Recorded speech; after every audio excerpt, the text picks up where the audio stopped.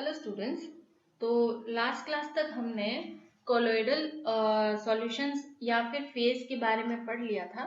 ठीक है, आज जो है हम स्टार्ट करेंगे कोलोइडल जो सॉल्यूशंस है उनकी प्रॉपर्टीज कैसी होती है। राइट, कोलोइडल सॉल्यूशन कैसे बनते हैं वो आपके कोर्स में नहीं है तो आपको नहीं पढ़ना है।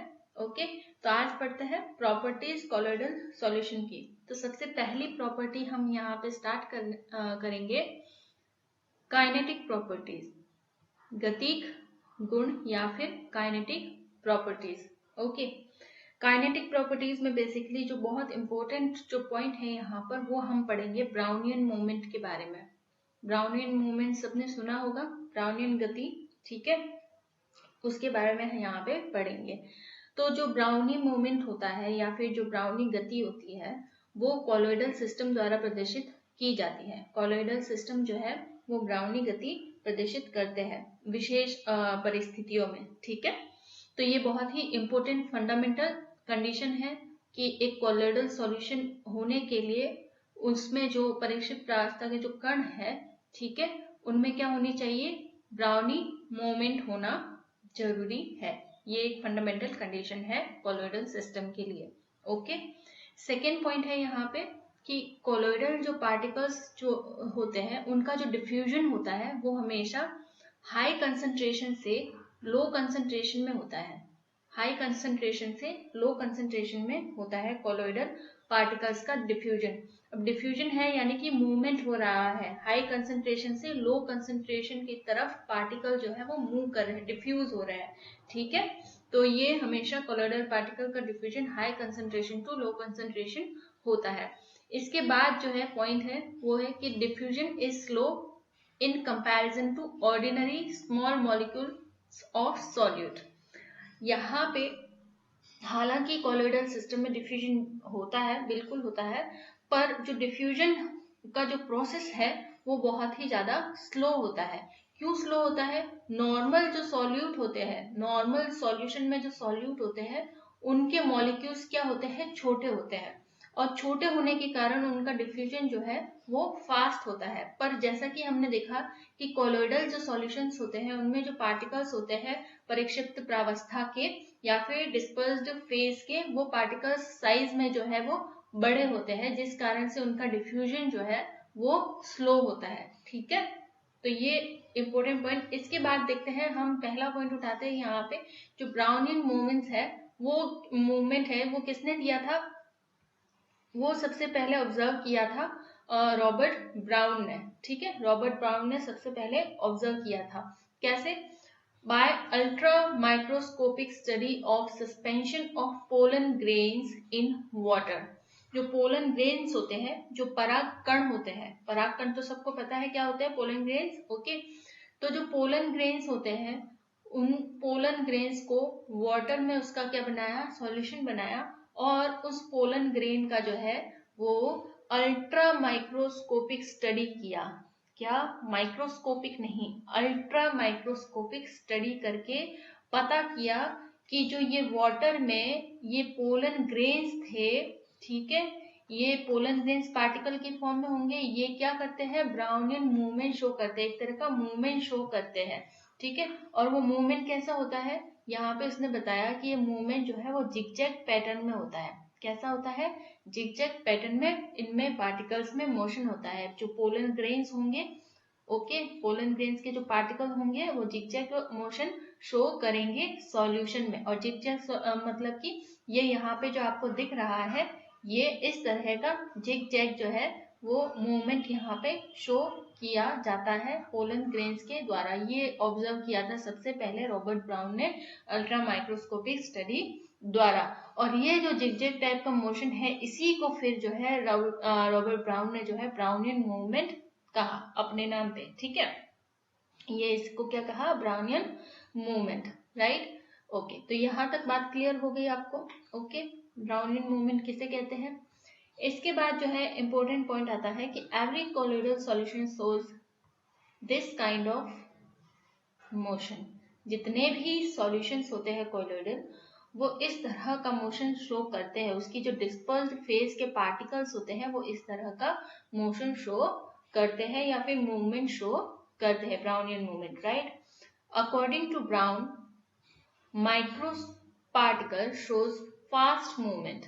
जो छोटे पार्टिकल्स होते हैं, ब्राउन ने बताया कि जो छोटे पार्टिकल्स होते हैं वो फास्ट मूवमेंट करते हैं, फास्ट ब्राउनियन मूवमेंट शो करते हैं देन मैक्रो पार्टिकल्स, ठीक है।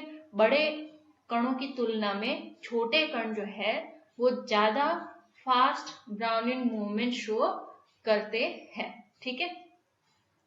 ये था इम्पोर्टेंट पॉइंट। अब देखो ये मूवमेंट कौन कौन से फैक्टर्स पर डिपेंड नहीं करता है, ठीक है। दिस मूवमेंट यानी कि ब्राउनियन मूवमेंट जो है डज नॉट डिपेंड्स अपॉन, किस पे डिपेंड नहीं करता है, वो देखते हैं हम यहाँ पे कि एक तो sinus movement of liquid in which the particles are suspended, यानी कि आपको पता होगा कि बहुत सारे जो है वो कोलॉइड्स होते हैं, ऐसा नहीं है कि बहुत कम मात्रा में, आप लैब में ही जो है, नेचर में भी बहुत सारे कोलॉइड्स हैं, ठीक है। तो यहाँ पे कहते हैं कि जो जिस भी मीडियम में पार्टिकल्स, डिस्पर्स फेज के पार्टिकल्स सस्पेंडेड है, निलंबित है, ठीक है, उस मीडियम में जो ये लहरदार मूवमेंट हो रहा है, ये लहरदार जो गति हो रही है, ये लहरदार गति ब्राउनियन डिस्पर्स्ड फेज के पार्टिकल्स के मूवमेंट को अफेक्ट नहीं करते। क्या है पॉइंट कि जो डिस्पर्स्ड मीडियम है, डिस्पर्जन मीडियम जो है उसका जो ये साइनस मूवमेंट होता है वो अफेक्ट नहीं करता डिस्पर्स्ड फेज के ब्राउनियन मूवमेंट को। क्लियर हुआ ये पॉइंट, ठीक है। इसके बाद सेकेंड पॉइंट क्या है कि म्यूचुअल अट्रैक्शन और रिपल्शन ऑफ पार्टिकल्स। आपको पता है पार्टिकल्स है तो उनके बीच में जो है परस्पर अट्रैक्शन भी हो सकता है, रिपल्शन भी हो सकता है। तो जो ब्राउनियन मूवमेंट है उसको ये अट्रैक्शन या रिपल्शन इफेक्ट नहीं करते हैं, ठीक है। इसके बाद जो है थर्ड पॉइंट यहाँ पे आता है कि एक्शन ऑफ कैपिलरी फोर्स।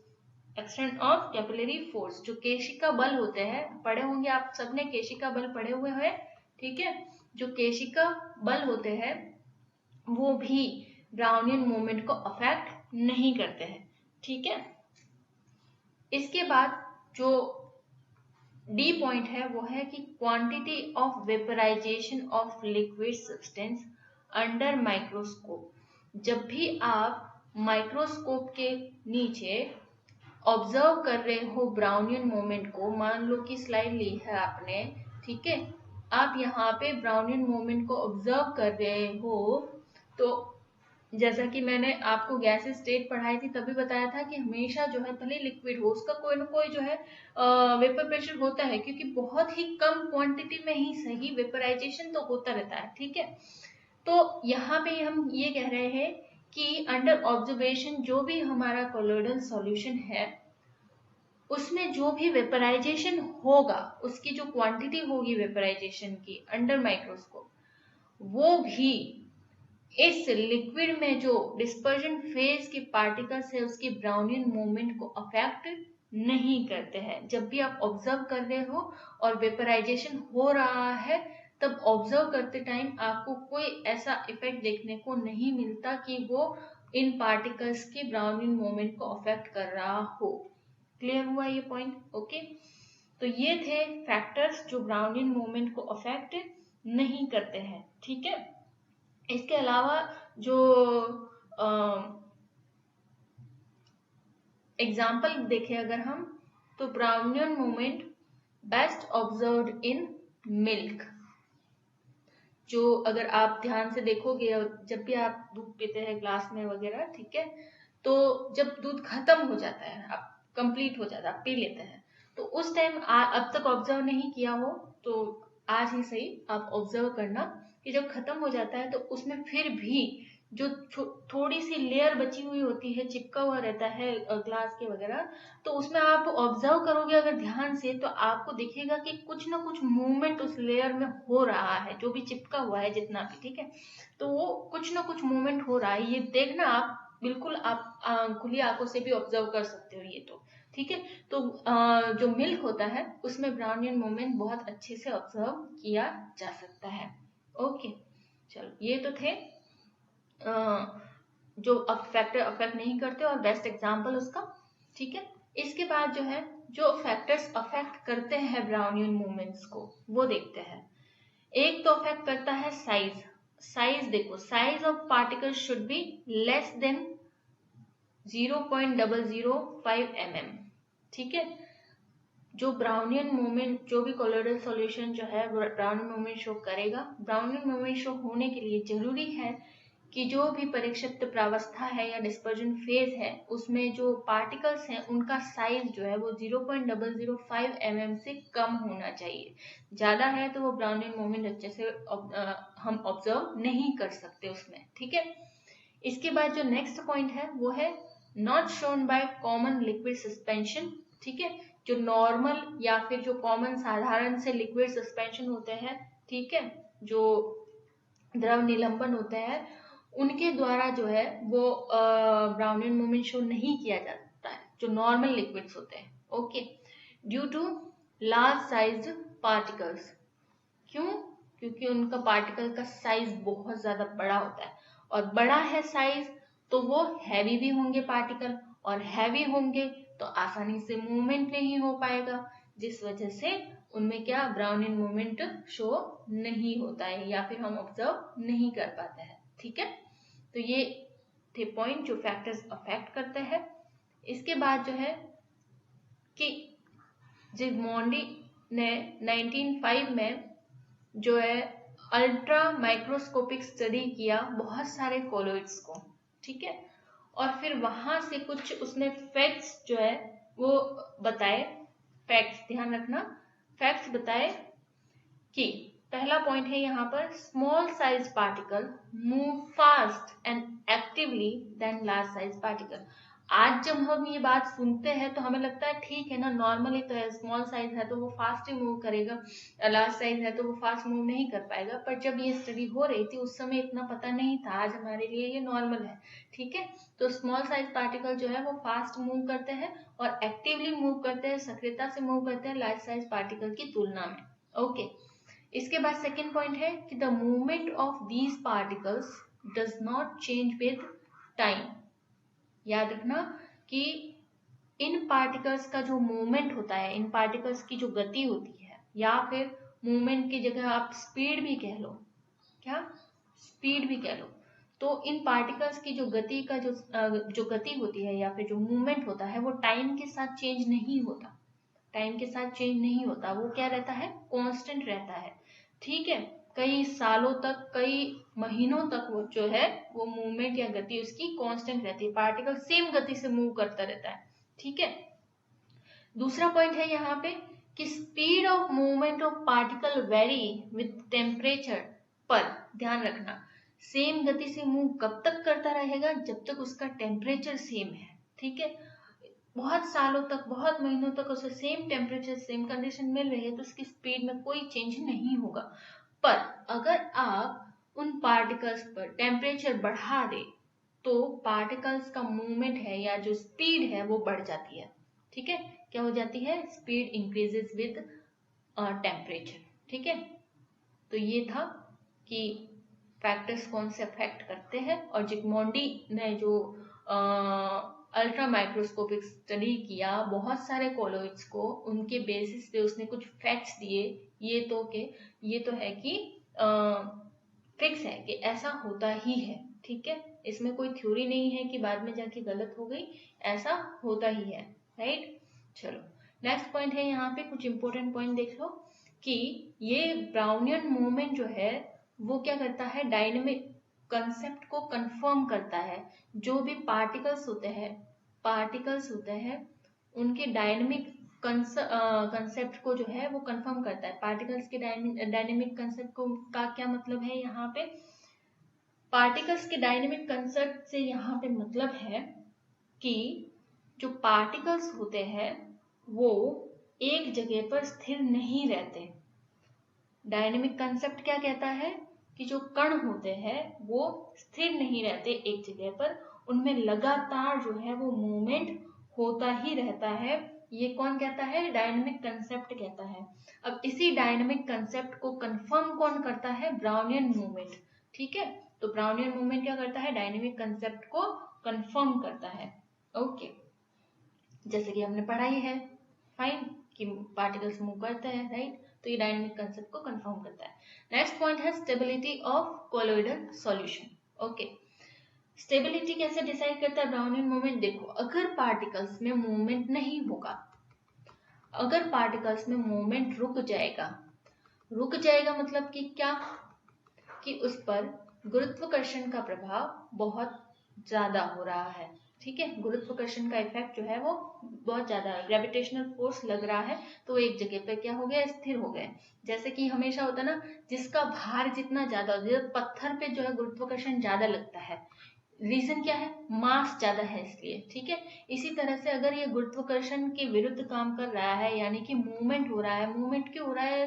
मास कम है इसलिए मूवमेंट हो रहा है, पर फिर भी मूवमेंट लगातार हो रहा है, लगातार हो रहा है, तो एक तरह से कहें कि ये क्या करता है? अपने ग्रेविटेशनल फोर्स के विरुद्ध काम करता है। ठीक है, तो यहाँ पे ये कहने की कोशिश कर रहा है कि जो ब्राउनियन मूवमेंट होता है वो गुरुत्व के अनुसार जो स्थिरीकरण होता है उसको स्पष्ट करता है कि गुरुत्व के कर्षण यहाँ ग्रेविटेशनल फोर्स के कारण यहाँ पर स्थिरीकृत नहीं होते हैं, ये स्टेबलाइज नहीं होते हैं। कौन? पार्टिकल। गुरुत्व के कारण पार्टिकल स्टेबलाइज नहीं होते हैं। ये कौन कंफर्म करता है? ये कंफर्म करता है ब्राउनियन मूवमेंट। और जब पार्टिकल स्टेबल नहीं रहते हैं, एक जगह पर टिके नहीं रहते हैं, मूवमेंट होता ही रहता है, तो उससे क्या होगा? उससे जो है कोलोइडल सॉल्यूशन बना रहेगा। क्या होगा? कोलोइडल सॉल्यूशन बना रहेगा। और बने रहने का क्या मतलब है? कि कोलोइडल सॉल्यूशन स्टेबल रहेगा। क्लियर हुआ ये पॉइंट? ठीक है, इसके अलावा जो है वो ये हेल्पफुल होता है एवोगैड्रो नंबर को कैलकुलेट करने में भी।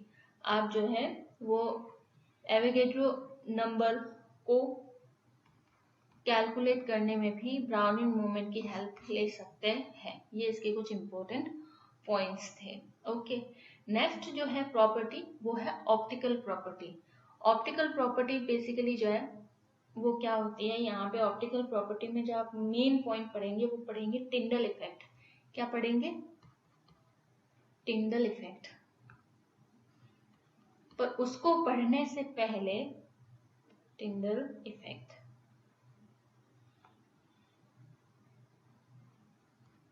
आपको थोड़ा सा बेसिक नॉलेज होगा आई थिंक। ठीक है, कि जो होमोजेनियस सॉल्यूशन होता है, टिंडल इफेक्ट को पढ़ेंगे हम, तो उससे पहले थोड़ा सा बेसिक इंट्रोडक्शन देख ले कि जो होमोजेनियस सॉल्यूशन होते हैं, होमोजेनियस सॉल्यूशंस होते हैं।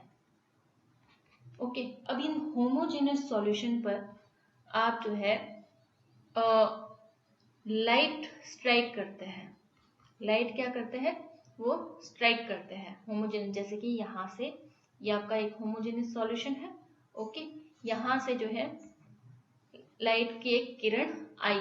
ओके, और जैसे ही यहाँ से ये पास करती है, सीधी सी पास करती है, ठीक है, तो ये जो आपका सॉल्यूशन है वो क्या दिखता है? ट्रांसपेरेंट दिखता है। ट्रांसपेरेंट दिखता है। क्या? एक होमोजेनियस सॉल्यूशन है, उसमें लाइट की एक रे सीधी से स्ट्राइक करके निकल जाती है, तो आपका होमोजेनियस सॉल्यूशन कैसा दिखता है? ट्रांसपेरेंट दिखता है। ठीक है, पर अगर वही लाइट की पुंज जो है वो राइट एंगल पे स्ट्राइक करती है, कहाँ पे? राइट एंगल पे स्ट्राइक करती है। किसमें? होमोजेनियस सॉल्यूशन में राइट एंगल पे स्ट्राइक करती है, तो पूरा का पूरा सॉल्यूशन जो है वो कैसा दिखता है? वो आपको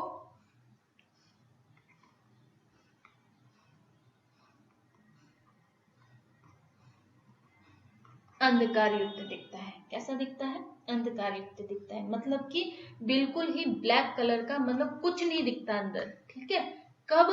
जब राइट एंगल पर लाइट स्ट्राइक करती है तब कुछ भी नहीं दिखता बिल्कुल भी, ठीक है।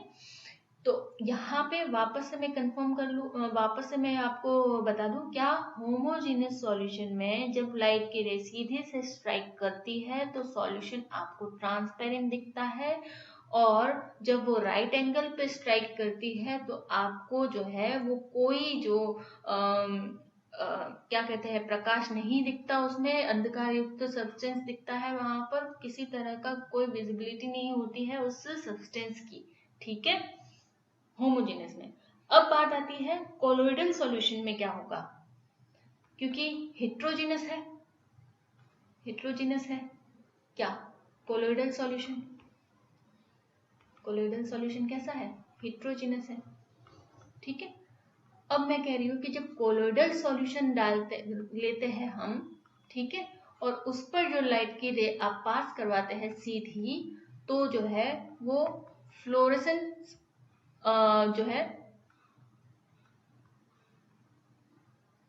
फ्लोरेसेंस आपको देखने को मिलता है, क्या फ्लोरेसेंस प्रतिदीप्ति देखने को मिलती है, यानी कि चमकता हुआ प्रतिदीप्ति, चमकता हुआ दिखेगा आपको सॉल्यूशन। क्या हेट्रोजीनस सॉल्यूशन यानी कि कोलोइडल सॉल्यूशन लेंगे और उस पर जो है लाइट की रे स्ट्राइक करवाएंगे तो ये सॉल्यूशन आपको कैसा दिखेगा, फ्लोरेसेंट दिखेगा, क्या फ्लोरेसेंट दिखेगा, चमकता हुआ दिखेगा, प्रतिदीप्ति दिखेगी।